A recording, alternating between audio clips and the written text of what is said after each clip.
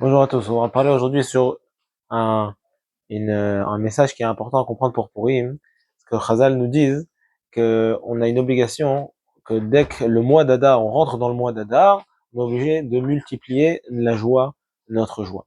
De l'autre côté, dès que le mois de Av rentre, ça c'est vrai, on est obligé de diminuer notre joie. Il y a deux choses qui sont très importantes à comprendre vis-à-vis de la joie et qui est liée au service de Dieu.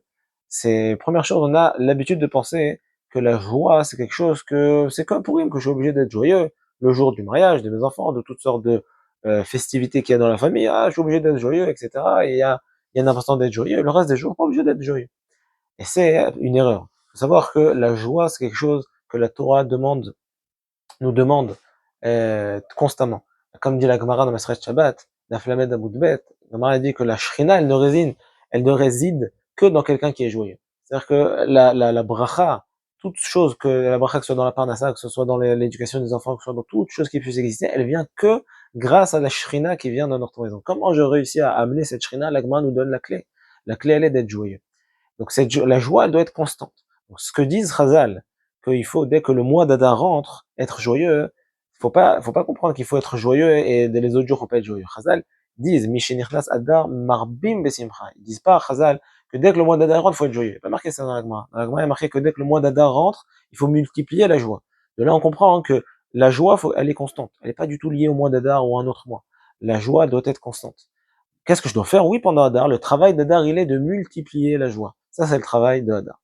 Deuxième chose importante à comprendre, c'est que le fait d'être joyeux, le fait de multiplier la joie, c'est entre nos mains. On a l'habitude de penser qu'en fonction de comment je me lève, de mon état d'humeur, de mon humeur, ah, je peux être joyeux. Il y a des jours où oui, il y a des jours où non. C'est faux. C'est entre nos mains d'être joyeux ou de pas l'être.